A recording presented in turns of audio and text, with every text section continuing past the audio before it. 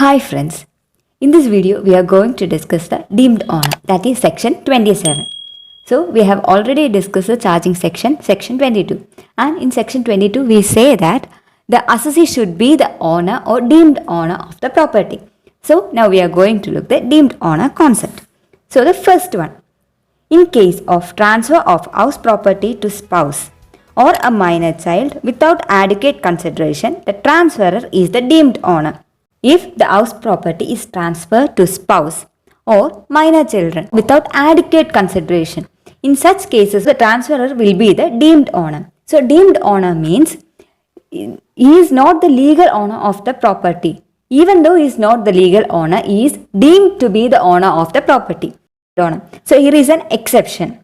So the exception is that if the transfer is made with an agreement, so if the transfer is made in connection with an agreement to live apart, then in such cases the transferee will be considered as the deemed owner. That is, the spouse to whom property is transferred will be treated as the owner of that property.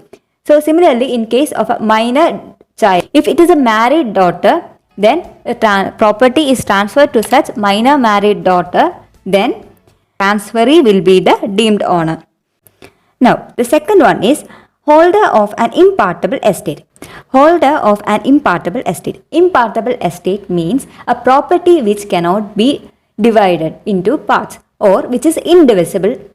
So, such property, holder of such property will be considered as deemed owner. Then, next one is a member of cooperative society, company or AOP to whom a building or part thereof is allotted or leased under house building scheme shall be deemed to be the owner of the building or part thereof. So, in this case, the building of a cooperative society or a company or AOP is leased to its member. In such case, the member who has leased the building or part thereof will be deemed to be the owner of such property. Now, the fourth one is a person who is allotted to take or retain possession of any building or part thereof in deemed owner of such building or part thereof if such possession is obtained in part performance of a contract of the nature referred to in section 53A of the Transfer of Property Act 1882. So, here it is stated that the possession of the property is already given to the buyer, and the buyer already paid the consideration or agreed to pay the consideration, and here the sales deed or the documents are to be executed. So in such cases, even though the documents are to be executed, the buyer is considered to be the deemed owner. So here the possession is already transferred and the consideration is paid or agreed to be paid, and the sales deed or the documentation are to be executed. In such cases, the buyer is considered to be the deemed owner even though the sales deed is not executed. So, now the next one.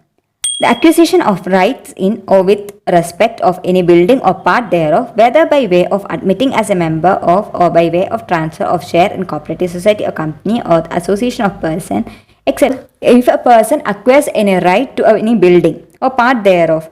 So, by way of as a member or by way of transferring of share in a cooperative society or company or association, etc. So, if he gets the right or in respect of any building or property, then such persons who is acquiring the rights shall be deemed as the owner of such property, shall be a deemed owner.